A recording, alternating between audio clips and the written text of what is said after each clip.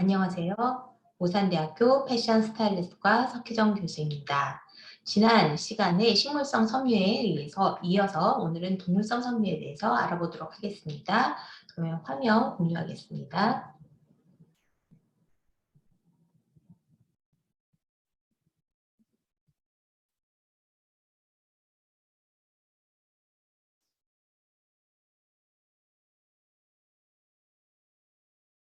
네, 교재는 111페이지서부터 119페이지까지입니다.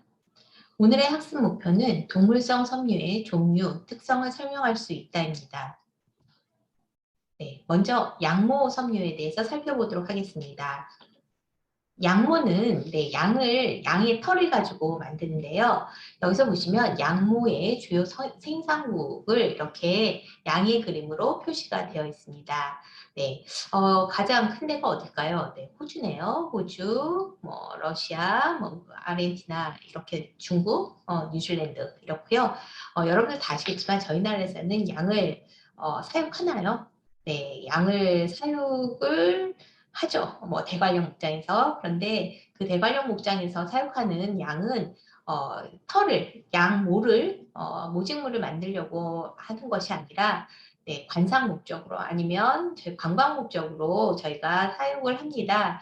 그래서 저희 나라에서는 면과 마찬가지로 양모 역시도 거의 100% 수입을 하고 있습니다. 지난번에 말씀드렸던 식물성 섬유에서도 굉장히 단면과 측면이 중요하다고 말씀을 드렸는데요. 양모도 마찬가지입니다. 그래서 모든 섬유는 그 단면과 측면에 따라서 특성이 나타나기 때문에 각각 섬유의 단면과 측면의 모양과 특성에 대해서 여러분들이 정확하게 파악을 하고 계셔야 됩니다. 그럼 양모의 단면은 어떻게 생겼는지 한번 보도록 할까요? 네, 어떻게 생겼나요? 네, 동그랗게 생겼네요. 네, 지난번에 면은 약간 넓적한 원형의 형태였다면 양모는 아주 동그란 형태인데요. 이 동그란 형태의 겉부분에 무언가 오돌도돌하게 나와 있는 것이 있습니다. 이 부분이 스케일층이라고 합니다. 그래서 이 표피는 매끈하게 생겨 있는 게 아니라 생선의 비늘처럼 무언가 겹쳐져서 스케일층이 이루어지고 있는데요. 이 스케일층으로 인해서 내 섬유, 안에 있는 섬유를 보호하고요. 또한 당적성, 실을 만드는 성질이 좋고요. 또 그 양모 섬유의 가장 중요한 특성 중에 하나인 추경성이 생깁니다. 지난 시간에 저희 추경성에 대해서 한번 배웠었는데요. 뭐죠? 네, 양모를 가지고 비누와 약간의 마찰을 가지고 얘네들을 엉키게 만들 수 있다고 했습니다. 이렇게 해서 만든 게 대표적인 게 뭐였죠? 네, 펠트였습니다. 그래서 실을 거치지 않고 목감을 만들 수 있는 방법 중에 네, 추경성을 이용해서 펠트를 만드는 게 있었는데요. 이게 가능한 것이 이렇게 스케일층이 있기 때문에 가능합니다. 스케일층은 비늘 모양으로 생겼다고 말씀드렸잖아요. 그래서 이렇게 오돌도돌한 이런 것 때문에 압력을 가해서 마찰을 주면 얘네들이 서로 엉키는 그런 성질을 가질 수가 있습니다. 그래서 이러한 스케일층에 의해서 내 섬유를 보호하고 방적성과 추경성이 생깁니다. 그리고 이 안에 있는 내부를 좀 더 살펴보도록 할까요? 네, 안쪽에 보시면 표피 안에 콜텍스라는 것이 있는데요. 이게 이제 우리나라 말로는 내섬유입니다. 그런데 이 콜텍스가 하나의 성분으로 이루어진 게 아니라 크게 두 개의 성분으로 이루어졌습니다.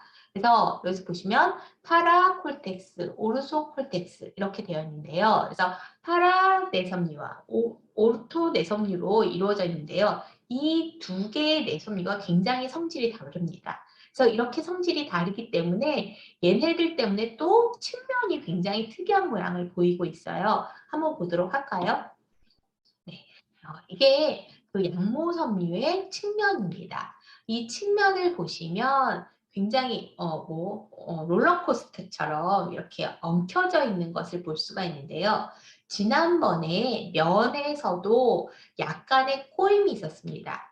그때 그 꼬임은 제가 뭐를 예를 들었었나요? 네, 스크루바. 네, 그래서 모양은 거의 그 상태에서 살짝 돌아간 꽈배기 정도 될까요? 네, 그 면은 그런 모양이었다면 양모는 꼬이고요. 얘네들까지 틀어져 있는. 그러니까 롤러코스터 타보셨죠? 네, 이게 이렇게 옛날에 청룡열차는 이렇게만 갔었는데 지금은 어떤가요? 이렇게도 가고 돌아가기도 하죠. 네, 그런 모양입니다. 보시면 네, 이렇게도 있고 이렇게 돌아가 있는 완전히 뒤틀려 있는 이런 측면의 모양을 볼 수 있는데요.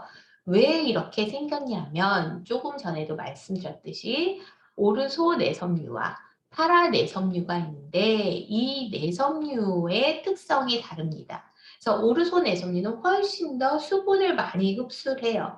그래서 얘네가 팽윤이 생깁니다. 이거에 비해서 파라한 섬유는 그만큼 수분을 흡수하지 못하거든요. 그래서 얘는 반쪽은 여기 있는 반쪽은 부풀어 오르고요. 이 반쪽은 그거에 비해서 조금뿐이 부풀지 않습니다. 그렇기 때문에 얘네들이 떨어질 수는 없잖아요. 그래서 어떻게 되죠? 네, 한쪽은 부풀고 한쪽은 부풀지 않기 때문에 이렇게 구불구불한 완전 틀어진 이러한 형태가 보이고 있습니다.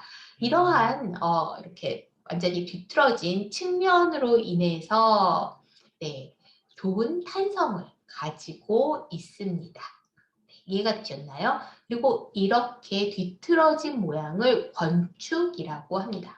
굉장히 어려운 단어인데요. 그래서 여기서 보시면 수분 흡수가 다르기 때문에 이렇게 뒤틀어졌고 이렇게 뒤틀어진 것을 건축이라고 하고 이런 건축 때문에 굉장히 좋은 탄성, 본래대로 되돌아가는 성질이었죠. 탄성, 늘렸어도 다시 제자리로 돌아가는 성질, 이렇게 좋은 탄성을 가질 수 있습니다. 그래서 다시 정리하자면 아까 전에 단면, 동그란 단면인데 스케일층이 있기 때문에 방적성이 좋고 또한 축용성의 성질을 가지고 있고 이러한 건축 때문에 평균 정도가 다른 건축 때문에 좋은 탄성을 가지고 있다. 이 부분을 여러분들이 꼭 명심해 두시기 바랍니다. 그러면 양모의 특성에 대해서 저희가 살펴보도록 할까요? 네, 양모는 굉장히 좀 전에 봤듯이 탄성, 레질리언스가 우수합니다. 그러니까 원래대로 되돌아가는 성질이죠. 그래서 탄성, 늘어났어도 제자리에 돌아가는 성질, 레질리언스, 구겨졌어도 원래대로 되돌아가는 성질이 좋기 때문에 구김이 잘 안 생겨요. 그래서 아마 여러분들 겨울에 코트나 자켓 100% 양모로 만든 코트나 자켓에 구김이 생겼어도 좀 물을 한번 뿌려놓고 이렇게 걸어놓으면 원래대로 되돌아가는 것을 보실 수가 있으셨을 거예요. 그래서 이런 것들이 조금 전에 봤던 건축 때문에 생기는 성질입니다. 그리고 양모의 특성, 네, 염색성이 좋습니다. 흡수성이 되게 유사해요. 여기 밑에 쓰여있죠? 흡수성이 우수하기 때문에 덩달아서 염색성이 굉장히 우수하고요. 그런데 양모는 내약품성에서 산성에는 비교적 우수하지만 알칼리에는 약합니다. 그렇기 때문에 비누를 가지고 세탁하는 거에는 굉장히 약해요. 그래서 뭐를 한다고 말씀드렸죠? 네, 드라이 클리닝을 합니다. 그래서 보통 세탁소에 맡겨서 드라이 클리닝을 하거나 중성세제를 이용해서 세탁을 하는 경우가 많습니다. 그리고 양모의 특성 중에 또 한 가지 중요한 특성은 열 전도율이 낮습니다. 열 전도율이 어떤 거였나요? 저의 체온이 바깥으로 나가는 거였죠. 근데 이 바깥으로 나가는 성질이 적어요. 그렇기 때문에 보온성이 좋습니다. 그리고 함기량이 좋아요. 함기량은 공기를 그대로 가지고 있는 성질입니다. 그래서 결론적으로 말씀드리자면 열 전도율이 낮고 함기량이 크기 때문에 보온성이 매우 우수해서 겨울용 소재로 굉장히 적당합니다. 지난 시간에 배웠던 아마와는 좀 완전히 다른 그런 성질을 가지고 있죠. 네, 아마는 열 전도율이 높고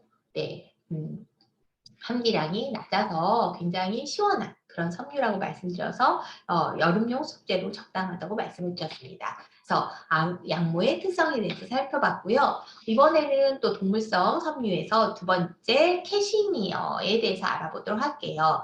네, 혹시 보신 적 있으신가요? 네, 아마 글쎄, 동물원에 있었나요? 거기까지 제가 기억이 잘 안 나는데 캐시미어는 네, 우리나라에서 동물원 외에는 사용하지 않습니다. 약간 고온지대에서 사용을 하는데요. 그래서 중앙아시아 고온지대에서 사용을 합니다. 캐시미어는 굉장히 고가예요. 왜냐하면 양모는 털을 깎을 때 완벽하게 예, 그 뭐죠? 음, 그 칼 같은 걸로 예, 완전히 이렇게 시트 하나를 벗기다시피 하는 것처럼 이렇게 깎는데요. 캐시미어는 그런 식으로 깎지 않습니다. 네, 빗을 가지고 빗어가면서 털을 모읍니다.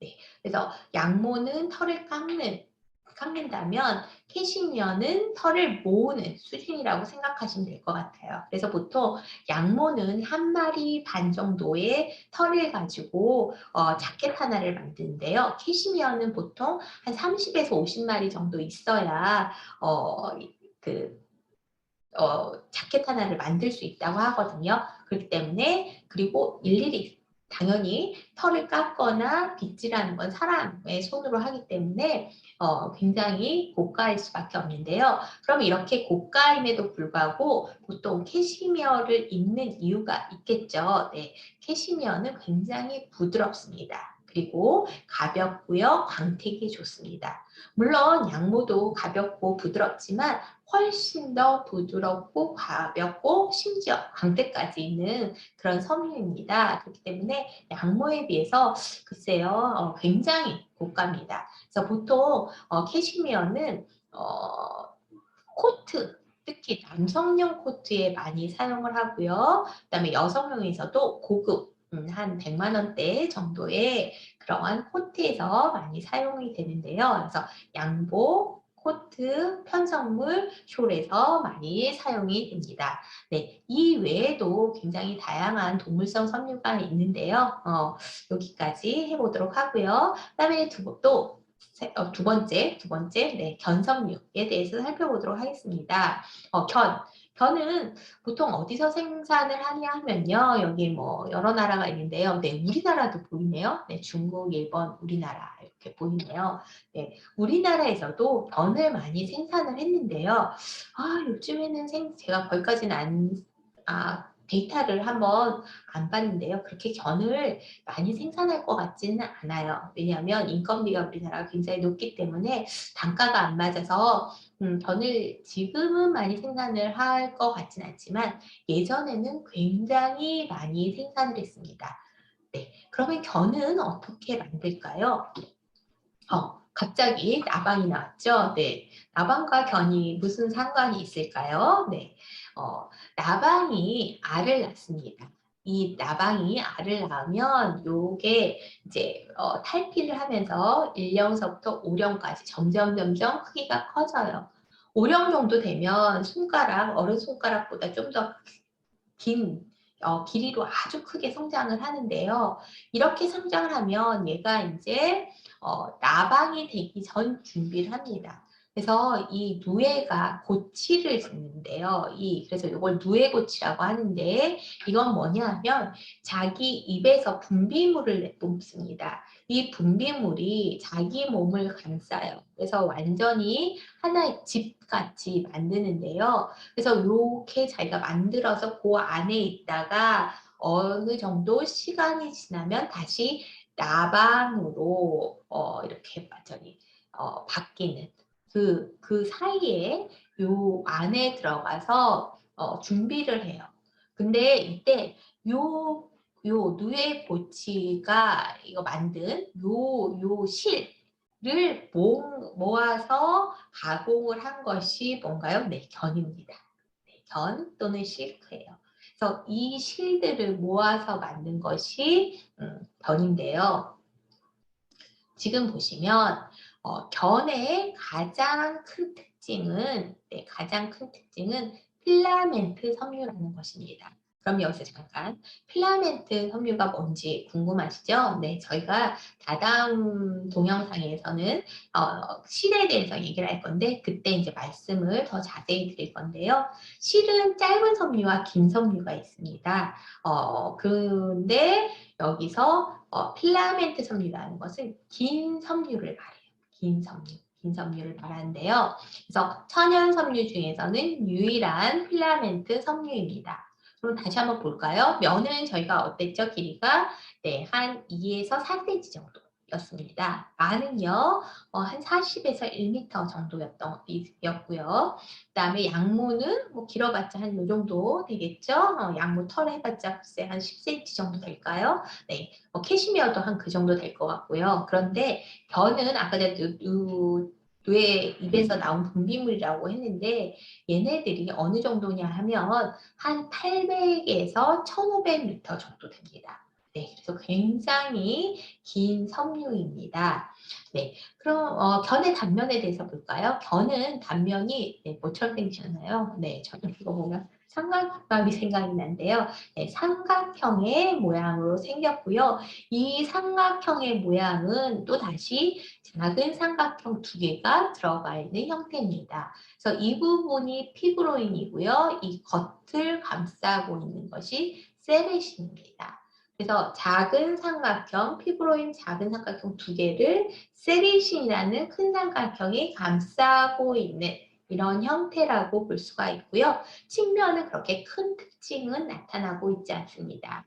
그래서 이렇게 삼각형의 모양인데요. 이게 굉장히 광택을 증가시키는 형태라고 해요. 그래서 삼각형의 모양으로 광택이 나는 견의 특징, 가장 큰 특징, 광택이 있다는 거죠. 그래서 이렇게 광택을 나타내 주고요. 광택이 있고요. 그런데 여기에서 세리신의 양을 좀 줄이면 더욱더 광택이 많이 난다고 해요. 그래서 이 세리신을 제거하는 공정이 있는데요. 그 공정을 정년이라고 합니다. 그래서 알칼리 용액에 넣어서 가열을 해서 이런 정년을 하는데요. 이걸 통해서 네, 광택이 더욱더 증가한다고 합니다.